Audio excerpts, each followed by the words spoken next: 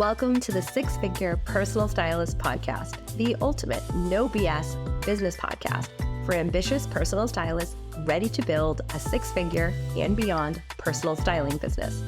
You won't hear the typical snooze fest business advice that most personal stylists get told all of the time. Nope, instead, I'll be sharing business building strategies that will help you create a killer personal brand, a cult following of loyal personal styling clients, and make a ton of cash while creating lasting style transformations for your clients. I'm Nicole Achi, your host and a former personal stylist of 14 years who built a lucrative styling business in 3 major cities, but only after spending years trying to crack the six-figure styling business code without burning out. And now I'm here to tell you how to do exactly the same. Let's get into it. Today, we're going to talk about what happens to so many stylists and my former self after a bad fit client comes into your world. I'm talking about that emotional residue and self-doubt that just sticks, the second guessing, the resentment, the was it me spiral at 2 a.m. when you're trying to understand exactly where everything kind of went off course. Stylists often tell me that they don't feel like there are enough spaces where we can openly talk about these things. And it feels like everybody is sort of busy pretending that every client loves every single thing they've ever picked for them in their whole career.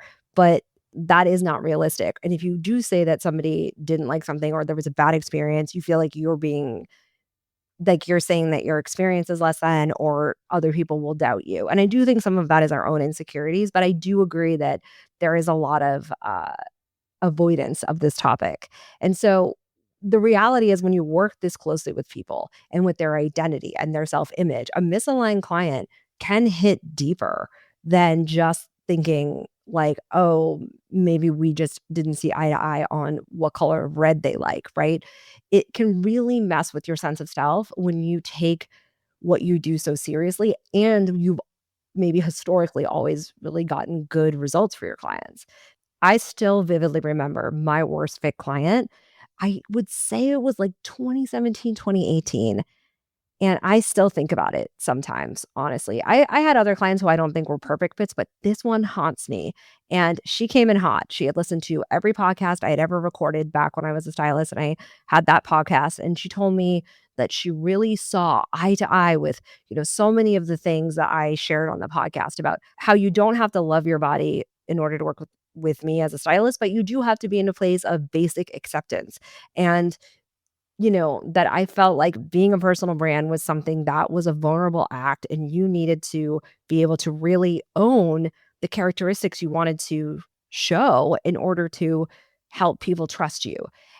And there was a lot of lip service to that in the first sales call. And I think I really did think this is going to be a dream client. And the other day I was minding my business and I had my personal Pinterest account open, which still has some of my former clients' boards in there. This is a very good reminder that I need to go and handle that. And I got a notification that really took me off guard. It was a notification from her showing a note to what I believe is now the 5th quote branding strategist that she was working with. This one appeared to be a coffee strategist that criticized something that the person had shown her as a design asset or as a piece of copy. It was some kind of a pin. And it just brought me all the way back to the constant and never ending Pinterest pins and the inability to own an adjective that she wanted to be seen as. It went on and on. And then after she hired me, she ended up hiring all these different quote brand strategists to try to figure it out. And really the issue was she didn't want to own who she was. She didn't want to own what she was actually going to need to in order to solidify her presence online. And there's nothing that me or any other expert could do to get her to be in that place. And this woman was a very well-known artist, and I should have known the minute I walked in, and she had the blandest wardrobe I'd ever seen.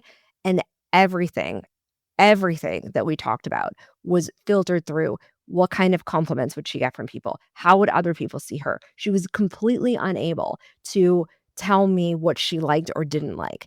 There was just something in her brain would not allow her to have that conversation. And the truth is I saw the red flags. I did. I just didn't listen because it was summer, and when I got on that sales call, I was starting to get anxious that I would have a similar experience that I had had other summers that were slower, and I didn't hold my boundaries, and I paid for it. Not just in the energy that I ended up leaking everywhere with that particular client because, like, I think it was, like, maybe a 6-week offer that should have lasted, at most 7 weeks, ended up being 12 weeks, and it really gave me a lot of anxiety in my marketing because I thought from the sales call and from the fact that she was repeating a lot of my marketing back to me that we were a good fit. But the reality was when I got into her closet, she didn't even have a basic sense of herself enough to be a partner in the process. And when I look back at that, I think to myself, wow, if I had stood up for my process and for myself earlier, it wouldn't have gone on that long. If I had put it on her that she had to be a partner with me and literally use those words and just been brave and not been afraid of, I don't know, I guess I was afraid she was going to say bad things about me or something. Like I could have gotten myself out of that situation and probably done her more justice, honestly, than I did by going along with it for 3 months. And today I want to talk about how you get over this when it happens. How do you get over an emotional hangover that happens after a bad fit client? Why does it linger? What is it actually telling you? And how do you turn it into your biggest diagnostic tool for the kind of brand clarity and business boundaries that will actually turn into real confidence in your abilities in your business? So, every stylist who evolves and takes on a new target market or tries new messaging will it have this experience. You're going to get a client who makes you question everything: your offers, your prices, your talent, and then eventually your sanity. And well, it can feel like a massive failure or a sign from the universe that maybe it's time to close up shop and not be a stylist anymore. I promise you that it is not. It is actually usually your most valuable, painful, but valuable growth moment. That is because what's really happening in these kind of situations isn't just, "Oh, I took a bad client." It's, "I didn't yet have the clarity or the boundaries or the belief in myself to filter out what wasn't a right fit." And that is incredibly disorienting because if you don't have the language for why your process works, for why you have your business set up the way that you do, if you haven't codified your process, if you're not confident in your offers, if you just think, oh, I have a good eye and my clients usually love everything I pick out, then when things go sideways with the client, your brain cannot separate out what's the client issue. Your brain cannot separate out what the client issue is and what is your failure to act in a way that is an expert that's leading them through a process and holding boundaries as necessary to get them the best possible result. Not having a clear sense of your own confidence in your business when you have experienced a difficult client like that will begin to shake you in a way that's very different than the stylists I work with who tell me often that one of their biggest wins is that they told a potential client no because they were able to vet them and they knew they were a bad fit. And well, this feeling of what did I do wrong? How could I have made it better? Isn't a sign that you should leave the industry. It is a sign that you probably haven't built a foundation of understanding about yourself, what makes the process work, why things work the way that they work, how they usually get people results, right? Besides, you have good taste or you have a good eye. And so then that means that you will automatically have to doubt yourself when things don't go right because you haven't really zoomed out in your business and made it something that's systemized in a way that you can say 90% of the time gets this result. And that's also why we often tend to go on forever and ever like I did with this past client that I had that was terrible because I didn't I just kept over giving. I just kept giving her more and more. We just kept shopping more and more. I just kept giving her more lookbooks.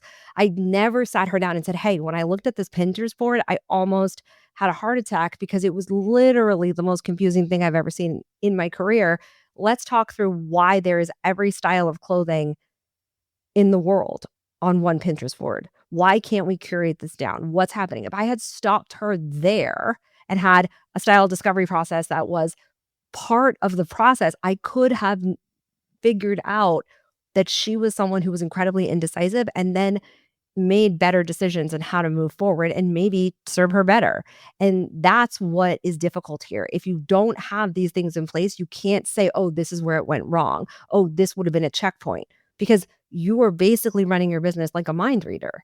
And then you take on too much of the ownership for when things go wrong, or you take on none of it and then you continue to repeat the pattern.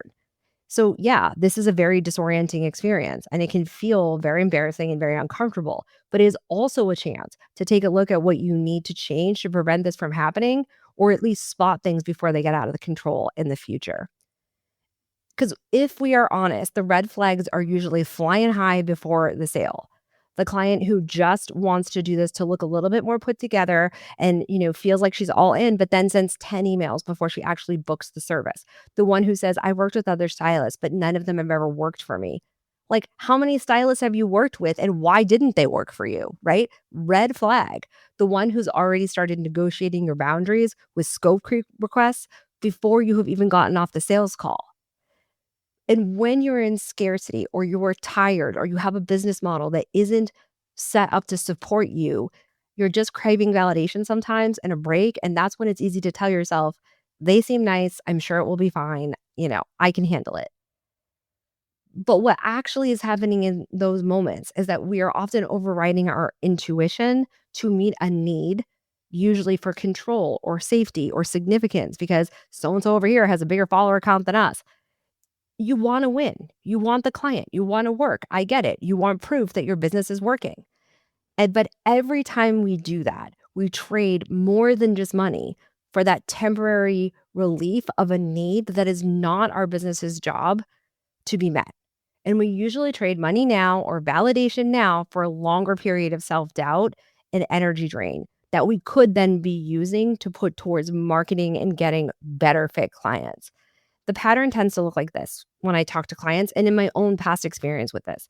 You get a weird feeling, you rationalize it because of the time of year or other things that are happening in the business, not the actual conversation you just had. You sign the client anyways, and you spend the next 8 weeks regretting that optimism and likely not marketing at the level you could be to get new clients to then boost you, again, because this person has drained so much of you that your marketing efforts go down. And then comes like the real hangover, right? The emotional hangover that comes with this, that then makes it harder to show up online and get more clients and believe that this is worth it. You doubt your offer, you doubt your price, you wonder why this happened. What was it on the sales call? The thing that we tend to forget when we are lost in that analyzing and why did this happen? And when she said this, it was this. And maybe I should have given her more shirts and maybe I should have made it, an in-person poll instead of an online poll. What you really are doing is distracting yourself from this, that you saw it coming, you knew it was a bad client, and you said yes anyways. You basically jeopardized your well-being emotionally in your business for a sale because you're not sure when your next sale is coming. And that's the part that hurts the most, but the overthinking in the room and the analyzing their behavior keeps you from having to look at that, which is the hard part. And when this happens to you, or if it's happened to you, because it's pretty likely the longer you're in business, once in a while you're going to have a bad fit client, the worst thing you can do is what most of us go to do, and that is to rush to immediately fix it. You do not need a new offer. You do not need to burn your whole business down. You do not need an assistant. You do not need more space between you and the client. These are all things I've had clients ask me if maybe that's why it happened. It's not because your Instagram followers are not the right people. It's not because of the marketing channel. You need to stop and give yourself the space to debrief what just happened before you get into action. Because if you don't learn to metabolize the emotional lesson that this client came to you with and was trying to show you, unbeknownst to them, you're going to keep repeating this pattern in your business. And so here's what it looks like to reset yourself after a really hard personal styling client experience. First, you want to reflect on your role in the dynamic, not because we're blaming ourselves. This is the opposite of what most people do, but to understand what needs of yours were getting met when you said yes, even though your gut was telling you no. Were you trying to prove something? Were you trying to avoid feeling like your business was a failure? Were you trying to fill your calendar instead of market the way that you know you need to get the right type of clients? This is not self criticism. This is honesty so that you can actually stop ruminating about what happened with the client. The second step in this is to audit your filters. What aspects of your process do you have in place that allow you to sift through a client's answers on a sales call? Do you have a screening process for clients before they get on a call with you? Do you know how to run a sales call properly? Do you have checkpoints built into your service where the client has to partner with you and share their thoughts about things before you move to the next part of the process so that they are actually acting like a partner with you? Do you say that you can work with anyone at any budget and often message to you really serious confidence problems that are actually in likelihood not something you could even address in the styling process? That's what you have to look at. Where could you have put in touch points, or where did the touch points you have in place fail, and how can you make sure that that doesn't happen again? Because the more honesty you have in your marketing, the more structure you have in your processes, the higher the likelihood that you are going to filter out a client who's like a grown woman and believes that she cannot find an single top in the entire United States that looks good or feels good on her. Okay. If that's the kind of client you're saying yes to on sales calls, that person has body image stuff or self-esteem stuff so big, it is immoral for you to take them. It is not right for you to take them. So where are you overriding your values, quite honestly, in order to take some money? And how can you ensure that you have the processes, the questions, and even the marketing copy in place for people to understand if this is what you're dealing with, you're probably not a good fit for me. Really good boundaries actually start in your marketing as a stylist, not on your calendar. That is important. That's why marketing in a way that is actually relationship driven is so critical to learn, because you're gonna see these people in their underwear. You're gonna have relationships with them. You need to start it off on an honest foot. And then the third thing you want to do is reclaim your authority. The emotional hangover ends when you stop outsourcing your confidence to your social media, to your clients, to your bank account. You you are not good or bad as a stylist or as a person based on who you attract in your business. You're growing based on what you refuse to tolerate again, or you're staying still because you keep allowing yourself to betray yourself.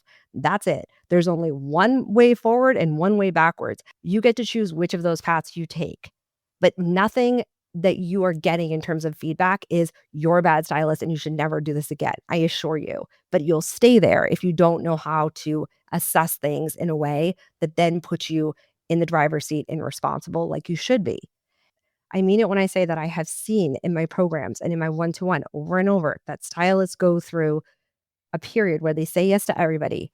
They learn how to actually build a strong and thriving business, and they understand why their business is the way it is. And they finally get to a place where they're literally celebrating turning away bad fit potential clients because they have had a massive leadership shift internally when they start to actually focus on the business, not just focus how the business looks on social media, but look at what is the foundation that's going to make this business feel really solid, really legit, really professional. And as a result, allow me to feel that way. And that's the confidence that all that stylists want and they keep grasping at from by, a new marketing program or hoping they can get more followers, but they just need to sit down and know their process and believe in their process and create something that they're not copying for someone else.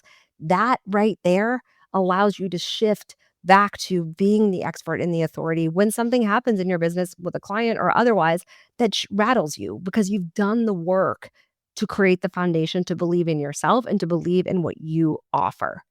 Use the experience of a bad fit client to clarify your values and strengthen your system so that you're attracting people who respect you. And that in turn will make you feel more confident in your process. Situations like this, where you have a bad fit client, or maybe someone doesn't pay you, or something that really kind of stings. It sucks. I wish I could, shield everybody from it. But one of the things I've seen is that stylists that don't have this experience often never feel the push to actually upgrade their business, to actually make the changes they need because they never feel enough of that pain. They never feel enough of that friction that they need to actually do the thing that's not that fun, the foundational work that they probably skipped over because they didn't even know to do it. But it is a necessary type of discomfort that really is the thing that puts most stylists I work with, and I can say my former self, into a different category when you address it. And when you do this, you stop taking rejection or frustration or people's lack of communication personally, because nothing about how people behave in the styling container is personal. They come with decades of experiences and beliefs that you cannot fix in a season or even a year. And so when you get that they are just reflecting back to you what they think of themselves or what their limitations are. And then you're reflecting back to them whatever your discomforts are or wherever the places are that you're people pleasing so that you can feel good about yourself, right? These are things that happen outside of our business all the time that we bring into it. And when you stop taking everything personally, whether it be a client that doesn't like anything or somebody, ghosting you after a sales call, you actually start building a business that supports you emotionally and financially because you know what not to linger on. You know how to look at everything, see what you need to change, and keep it moving. Everything doesn't feel like a reflection of whether or not you're good or you're bad as a stylist because it's not. It's far more complicated than that. If you are feeling a sting from a bad fit client, please slow down. Ask yourself, what did this teach me about who I don't want to work with? What do I have to say more of in my content to push this away? What do I have to put in terms of structures so that people are communicating better with me? And what kind of clarity can I gain from this? Not what did I do wrong? How can I fix it? How can I never have an uncomfortable situation again? I want you to know if you've been in this situation that it is just part of the job. It is part of growing pains. And it doesn't mean anything in the scheme of your business if you look at it the way we're talking about it. In 5 years, when you look back at this, you probably will not remember it. And the only reason why I remember my really bad client is because I need to get off her Pinterest board. So I'm going to wrap up here and do that and get off of her shared Pinterest board so I never have to think about her again. And I strongly suggest you do the same if there's anything tying you to a bad fit client so that we can just all move on with our lives. I'll talk to you next time.